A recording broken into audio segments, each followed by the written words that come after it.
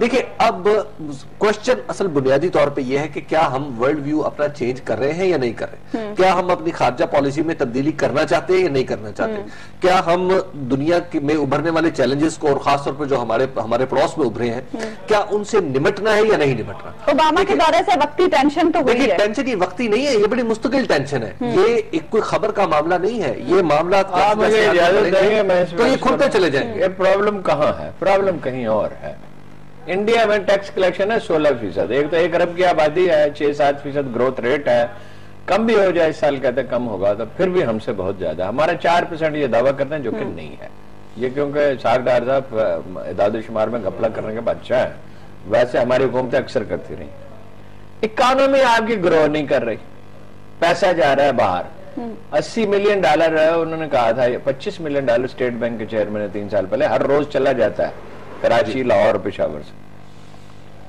پھر جتنا اکانومی کا سائز ہے اس پہ بھی یہ ملک بہت اچھا چل سکتا ہے۔ اس وقت جو سائز ہے، ٹیکس آپ لیتے ہیں 9%، کیوں 16% کیوں نہیں لیتے؟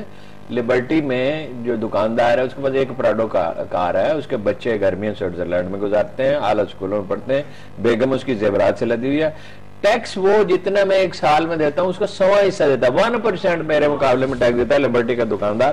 میں پراڈو خریدنے کا سوچ تصور بھی نہیں کر سکتا۔ یہ جو طبقہ ہے یہ ان کے ووٹر ہیں، یہ ان کے سپورٹر ہیں نون لیگ کا ہے، اسے ہاتھ ڈالنا چاہیے۔ ہم یہ نہیں کہتے کہ راتوں رات چڑھ دوڑے، گریجولی بھائی اس کو امپروو کرنے کی کوشش کریں۔ ایف بی آر کی تشکیل نو چاہیے، ایک ڈٹرمینیشن چاہیے، پہلے تو کوئی انٹیلیجنس سیل چاہیے، ان کو بلائیں۔ کتنے تجربات میں کسی دن آپ کو بتاؤں گا کسی پروگرام میں کہ ایک اچھا ٹیکس آفیسر رحیم یار خان میں، سست کے بارڈر پہ، آزاد کشمیر میں، کتنے واقعات مجھے پتا ہیں کہ اس نے ان سے نیگوشیٹ کیا ٹیکس دینے والوں سے، کہ رشوت ہم نہیں لیں گے نہ لینے دیں گے، 3 گنا تک ایزیلی بڑھ جاتا ہے۔ بالکل ایسا ہوا۔ اچھا، خوشی صاحب نے بڑا اچھا ایک معاملہ اٹھایا، انہوں نے کہا ہے کہ پاک ایران گیس پائپ لائن منصوبہ بند کر دیا ہے، جبکہ امریکہ خود بھارت کے ساتھ منصوبے بنا رہا ہے۔ دیکھیں بات یہ کہ اگین وہ میں اسی جگہ پر آ جاؤں گا، دیکھیں ورلڈ ویو، اب ہمیں اپنی جب خارجہ پالیسی نہیں، یہ چھوٹے چھوٹے واقعات ہیں، اب مسئلہ یہ ہے کہ ادھر سے پائپ لائن آنی ہے نہیں آنی، ہمیں نے اس پہ کام کرنا ہے یا نہیں کرنا، یہ ہے نتائج۔ بنیادی طور پہ پہلے ہمیں دیکھنا چاہیے، میں نے کچھ لوگوں سے بات کی تو میں نے ان سے خارجہ پالیسی کے بارے میں پہلے بھی عرض کیا کہ بہت سے لوگوں کو پتہ نہیں ہے ہماری خارجہ پالیسی کیا، اور یہ میں وزارت خارجہ کے اندر کی صورتحال بتا رہا ہوں، وہ واقعاتی رد عمل کو خارجہ پالیسی سمجھ جائیں۔ دیکھیے میں نے سوچا اور لوگوں سے بات کی تو 5 نکات سامنے ہیں جن پہ ہمیں غور کرنا چاہیے۔ نمبر 1، ہمیں اپنی خارجہ پالیسی میں جو کارڈنل پوائنٹس ہیں ان میں سب سے پہلے سوچنا چاہیے کہ ہم عالم اسلام کا حصہ ہیں، ہمیں عالم اسلام کو رعایتیں دینی ہے، مسلمان ملکوں کے ساتھ مل کے آگے بڑھنا ہے، جو کچھ ہو سکتا ہے ہم وہ مل کے کریں گے۔ ابتدا میں مشکلات آئیں گی لیکن الٹیمیٹلی حل ہو جائیں گی۔ دوسرا پوائنٹ جو مجھے سمجھ میں آیا وہ یہ تھا، اور جو لوگوں نے بتایا وہ یہ ہے کہ پاور گیم، کہ امریکہ، روس اور ویٹو پاورز اور چین یہ مل کے کیا کر رہے ہیں، ان کا ورلڈ ویو کیا ہے، اس میں ہم کہاں ایڈجسٹ ہوتے ہیں، آپ ان کے ساتھ کیسے معاملہ طے کر رہے ہیں۔ تیسرا پوائنٹ ہے کہ جناب آپ نے پڑوسیوں کے ساتھ معاملات کیسے طے کرنے ہیں، آپ کے پڑوسی کون ہیں، کون کیا سوچ رہا ہے، اس کے ساتھ ہم کیا کر سکتے ہیں۔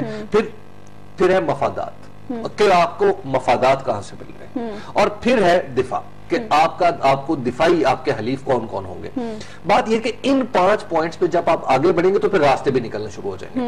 ابھی تک تو ہمارے پاس وہ بنیادی نکات ہی موجود نہیں ہے نا کہ جن کی بنیاد پہ ہم کہ خارجہ پالیسی ہم اپنی استوار کریں گے، آگے بڑھیں گے۔ اب امریکہ نے یہ کیا ہے، ہم کیا کر رہے ہیں، زیادہ سے زیادہ کیا کر رہے ہیں، ہم زیادہ سے زیادہ یہ کر رہے ہیں، ہم بھاگے بھاگے چین چلے جاتے ہیں، اس کے بعد ہم روس کو خط لکھ دیتے ہیں کہ جناب پیارے روس، تھوڑے لکھے کو کافی سمجھے اور فوراً آ جائے۔ تو اس کے بعد اب روس کے جو پریزیڈنٹ ہیں صدر پوٹن، وہ چین جا رہے ہیں، وہ دیکھیں وہاں پر ایک ریئل خارجہ پالیسی ایٹ ورک نظر آ رہی ہے۔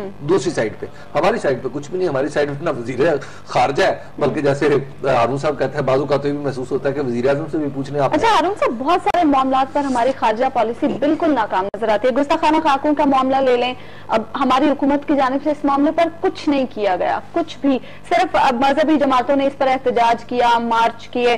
اب خان صاحب نے بھی کل بیان دیا کہ خاکے شائع ہونے کے ذمہ دار مسلم حکمران ہیں۔ مسلم حکمران صرف ذمہ دار نہیں، وہ تو ہیں ہی، ساری امت ذمہ دار ہے۔ جب کوئی ایشو پیدا ہوتا ہے، یہ ایشو آج پیدا ہوا ہے، یہ تو تازہ واقعہ ہے نا، کتنی دفعہ اس طرح کے واقعات ہو چکے ہیں۔ اس پہ مسلم انٹلیکچوئل بیٹھے ہیں، حکمرانوں کو گائیڈ کریں، سوچ بچار کر کے ایک لائحہ عمل طے کیا جائے۔ یعنی یہ چھوٹے چھوٹے 200-400 کے جلوس نکل رہے ہیں، کیسی بچگانہ بات ہے۔ شرم ہمیں آنی چاہیے. اس میں تحریک انصاف میں، نون لیگ میں، پیپلز پارٹی میں، ایم کیو ایم میں، این پی میں کہاں اختلاف ہے؟ اس میں تو کوئی اختلاف نہیں. یعنی یہ تو ایک وہ ایسی چیز ہے جس میں ساری امت متحد ہے. اس کو بھول جائیں. لاہور میں 30 لاکھ کا جلوس نکل سکتا ہے اور کراچی میں 50 لاکھ کا جلوس نکل سکتا ہے. ایک دفعہ آپ پریشر بلڈ کریں، حکمت کے ساتھ کریں، اور اس کے بعد ان سے کہیں کہ دیکھیں یہودیوں کے خلاف ایک لفظ نہیں لکھا جا سکتا، ہولوکاسٹ کے خلاف ایک لفظ نہیں لکھا. آپ فگرز میں بھی اختلاف نہیں کر سکتے. یہ سینسیٹیوٹی ہے، انہیں سمجھائیں، اپنا مقدمہ بھی تو پیش کریں، پریشر ڈالیں اور اپنا مقدمہ پیش کریں. اور تیسری بات یہ ہے کہ OIC کا اجلاس بلائیں اور کہیں کہ فرانس کے ساتھ ہم لین دین نہیں کر سکتے، مگر کہ وہ پوری اسٹریٹجی کا حصہ ہونا چاہیے، جذبات میں نہیں، غصے میں نہیں. تو دیکھیے کہ فرانسیسی منہ میں گھاس لے کے جائیں گے. مڈل ایسٹ کے سارے ملکوں کے بغیر، پاکستان کے بغیر اور افریقی مسلمان ملکوں کے بغیر، انڈونیشیا کے بغیر، ملائیشیا کے بغیر فرانس کی تجارت